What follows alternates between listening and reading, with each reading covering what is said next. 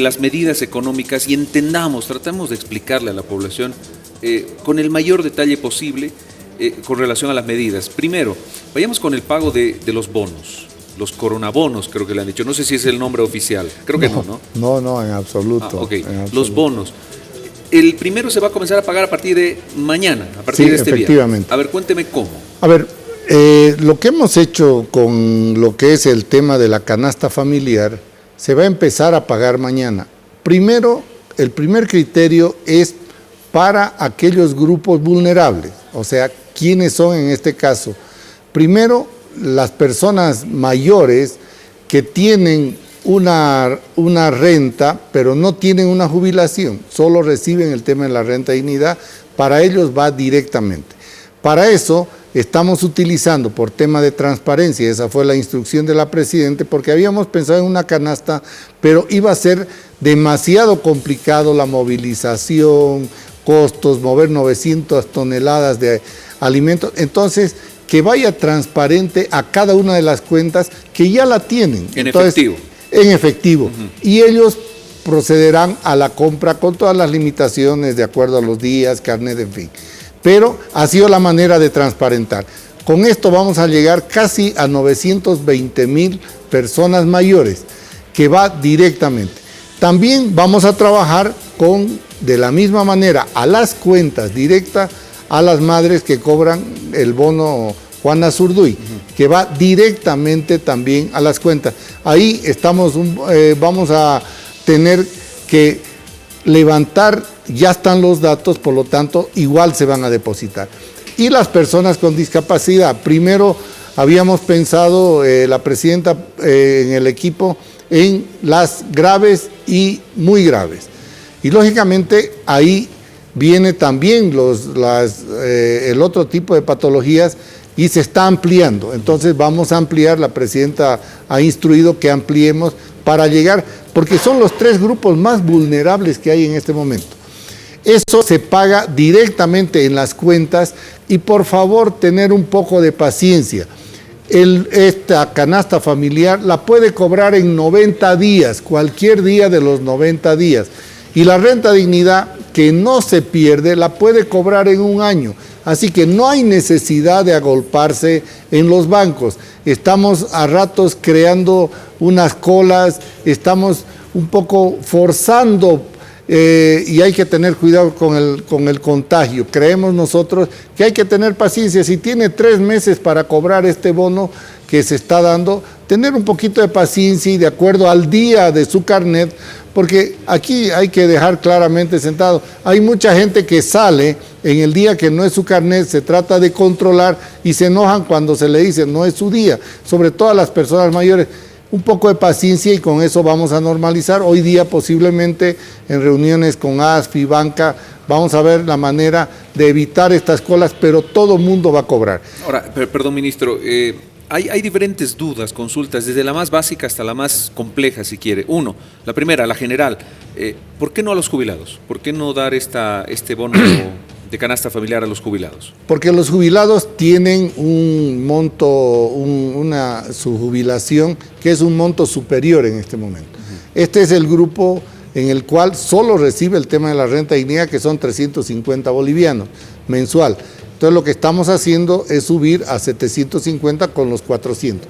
Por eso es que aquel que tiene un ingreso fijo de cierto nivel, sabemos que las jubilaciones no son las mejores en Bolivia, pero esta es la manera de ir equilibrando estos sectores. En el tema del bono Juana Zurduy y el otro bono, que es el bono familia, que universaliza primero el bono. ¿Por qué? Porque son 1.500.000 niños que reciben del ciclo inicial y del ciclo primario. Pero ahí recibe el mototaxista, si tiene un hijo en el colegio, y si tiene 3 recibe 1.500. Recibe también una ama de casa, el que tenga un hijo recibe ese monto de 500 bolivianos del bono familia. Ese es el bono familia. Las personas con discapacidades, otra de las dudas, ministro. Es decir, ¿quiénes, qué personas, las que tengan y las que estén registradas oficialmente? Una persona que le doy un ejemplo así básico, que no tiene 3 dedos, ¿es considerada una persona discapacitada? ¿Cómo nos manejamos en esos parámetros? La discapacidad la clasifica el Ministerio de Salud de acuerdo a parámetros internacionales. En este caso, lo que estamos haciendo con los discapacitados, ya los municipios pagan un bono y hay un registro de todo lo que son los distintos niveles de discapacidad. Okay. Ya, por ejemplo, yo tuve un Guillain-Barré, que fue una parálisis del cuello para abajo, cuando tenía 18 años. Entonces, yo tengo una discapacidad leve porque me puedo movilizar, puedo estar de un lado al otro, pero las graves son cuando ya no se puede mover, cuando tiene que estar en su casa. Entonces, por eso la clasificación y por eso la atención también y la preocupación de la presidenta de atender a estos grupos. Pero esto es para todos los discapacitados, para todos los discapacitados que estén registrados. Para entenderlo mejor, ministro, básicamente quienes reciben o han estado recibiendo con anterioridad el bono a la persona con discapacidad son los que van a recibir. Sí, y esto lo trabajan los municipios. Cada municipio tiene registrados a todos los discapacitados en sus distintos niveles y estamos levantando la información y en base a ese trabajo que nos manden los municipios, nosotros vamos a hacer el depósito en las cuentas respectivas. Con eso se da total transparencia. Por otro lado, también estamos en el pago del agua, la luz y el gas. Con eso vamos a llegar aproximadamente a 2.500.000 familias, que si usted considera 3 personas, estamos hablando de aproximadamente 7.800.000. Entonces, estas medidas llegan aproximadamente a 10 millones de personas directa o indirectamente. Por ejemplo, el que recibe canasta familiar o el que tiene un hijo puede también recibir las dos, porque también puede tener al abuelo cuidándolo y va a recibir el tema del abuelito y también el del hijo en este caso. Entonces, un bono no es excluyente del otro. No es excluyente okay. Porque lógicamente esa es la forma que universalizamos el tema de los bonos y también el tema de la canasta familiar. Permítame un segundito, ministro, porque también estamos en contacto con nuestros colegas en la ciudad de Santa Cruz. Frederick Henners ya se ha sumado a esta entrevista. Estamos conversando con José Luis Parada, ministro de Economía, tratando de absolver algunas de las interrogantes con relación al pago de estos bonos. Frederick, estamos contigo y las consultas. Gracias, Juan Carlos. El saludo para el ministro desde Santa Cruz. Volviendo al tema de las personas con capacidades diferentes o discapacitados, para que se entienda de mejor manera, ministro, hay personas que no cuentan con el carnet, ¿no?, que acredita precisamente esa discapacidad y además el nivel de discapacidad. ¿Qué pueden hacer estas personas? Porque claro, con todo paralizado, con restricciones para movilizarse, cómo acreditarse, cómo hacer estas gestiones. La gente está en otra en este momento y no hay esa atención, o por lo menos eso es lo que nos han informado, en el sentido de que no pueden realizar el trámite. ¿Se puede manejar algún tipo de excepción en estos casos o sí deben registrarse, seguir el procedimiento normal y acreditarse para poder recibir el beneficio? Frederick, muy buenos días, un saludo a la audiencia de Santa Cruz. Lo que hay que hacer para no romper el tema de la institucionalidad de lo que es el registro de los discapacitados, deben recurrir al municipio y ponerse de acuerdo con el municipio porque ellos son los que determinan. El gobierno nacional simplemente mediante el Ministerio de Salud hace los informes y registra en base a los informes que vienen del municipio. Por el momento creo que los que ya estaban como discapacitados debe ser un número menor el que tengamos no registrado, pero suponemos que vamos a hablar con los municipios para ver algún mecanismo si es que se va a hacer. Pero para tranquilidad, este bono como está establecido se lo puede cobrar durante 3 meses, la renta de dignidad durante 1 año, por lo tanto no hay necesidad de estar en este momento cobrando directamente. Por lo tanto, si hay que hacer el trámite, eso lo tendremos que coordinar con los municipios. Ministro, una consulta más. ¿Qué tan sostenibles son estas medidas económicas que ha tomado el gobierno nacional?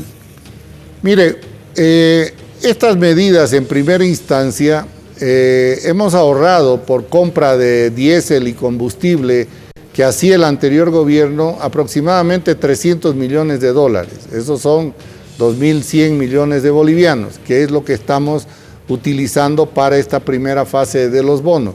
También yo creo que en el mediano y largo plazo hay que establecer claramente políticas. Una vez que se normalice la economía, establecer los mecanismos para seguir beneficiando a la mayor cantidad de gente posible. Estamos analizando las perspectivas. En este momento es muy difícil predecir a nivel mundial y también a nivel nacional cuánto tiempo va a tardar. En el nivel, por ejemplo, varios países como Estados Unidos en este momento está analizando qué medidas va a tomar, porque piensan abrir la economía directamente a partir, si no me equivoco, del 12 de abril, porque el 80% depende de su propio trabajo y el 20% del Estado. Entonces aquí viene el tema, la vida o la economía, pero a la vez también es un equilibrio que hay que mantenerlo, y eso es lo que en este momento ningún país en ninguna parte del mundo tiene claro todavía qué medidas va a tomar para estabilizar la economía y sobre todo ver el tema de la reestructuración de lo que va a ser su economía y cómo darle sostenibilidad en el mediano plazo. Estos son temas, ministro, de interés a nivel nacional. Estamos ya en contacto también con nuestros colegas en la ciudad de Cochabamba. Rodrigo Eguino tiene consultas. Rodrigo, adelante. Así es, Juan Carlos, muy buenos días al señor ministro Parada. Señor ministro, el tema económico preocupa. Realmente el tema de la pandemia ha tomado por sorpresa a todos los países en el mundo. ¿Se ha pensado en Bolivia trabajar de una manera más comunitaria con apoyos regionales y también apoyos internacionales después de esta pandemia? Porque realmente se viene una crisis económica no solamente en la región, sino a nivel mundial. Sí, primero decir que trabajamos, acuérdense que la presidenta instruyó tener el 10% del presupuesto general de la Nación para la salud. Eso lo hicimos en los primeros meses sin tener el coronavirus, sin tener el dengue, que es lo que nos ha dado la posibilidad de atender el tema de salud. No va a faltar ni equipos, se están haciendo todos los trabajos. Por ejemplo, se están habilitando en cada ciudad hospitales con equipamiento y también con camas de terapia intensiva. Una comisión está trabajando en eso.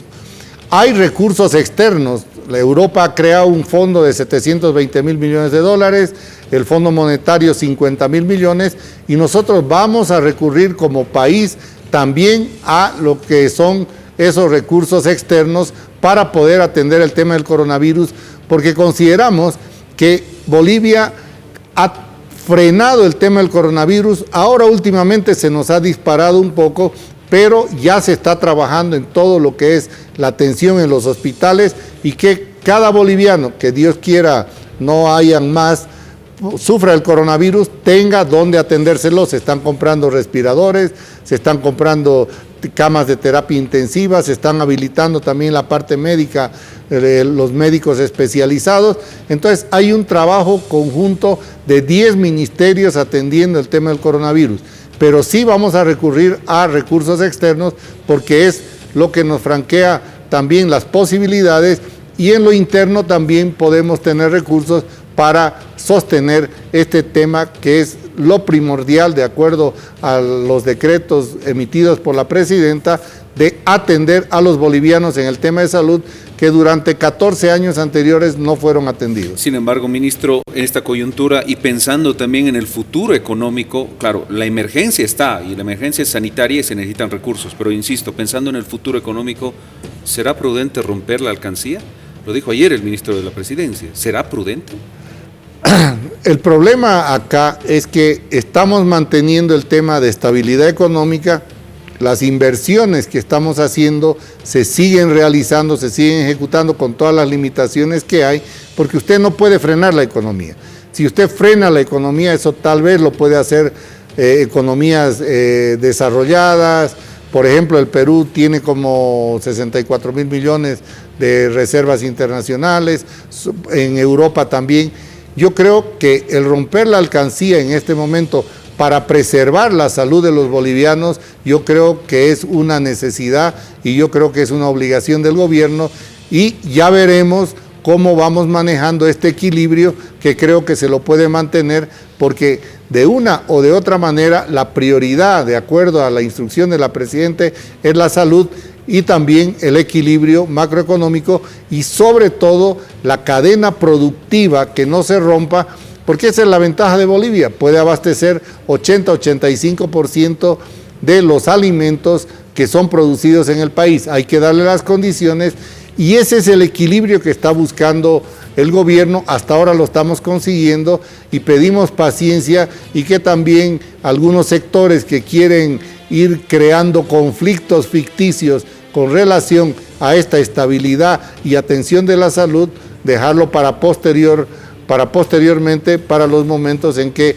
el coronavirus de una o de otra manera haya sido solucionado cuando la vacuna salga a nivel internacional. Hay 40 laboratorios trabajando, de acuerdo al informe de la Organización Mundial de la Salud, trabajando en la vacuna y esperemos que más temprano que tarde podamos tenerla, lo cual le va a dar tranquilidad al mundo y ahí pensaremos cómo reactivar la economía y cómo avanzar hacia un nuevo modelo. Entiéndase romper la alcancía, si no me equivoco, ministro, a la idea de meter mano a las reservas internacionales. Eso es romper la alcancía, ¿verdad? No, porque las reservas internacionales se están manteniendo mientras mantengamos los niveles de inversión. Lo que sí estamos con créditos internos, con lo cual es otro manejo que no afecta el tema de las reservas internacionales.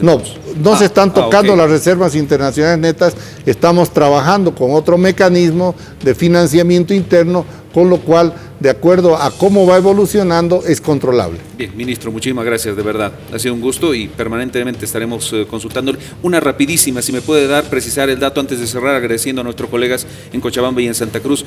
El bono familia, han dicho la segunda semana de abril. ¿Tienen una fecha específica de inicio de pago? El problema es que, como hay que pagar a todos los alumnos, a 1.500.000 alumnos, estamos buscando el mecanismo de transparencia y eso implica hacer algunos cambios en los sistemas. Estamos acelerando el tema. Fecha. No tenemos la fecha, pero lógicamente no va a pasar, creo, de la segunda semana de abril que podamos empezar ya a pagar.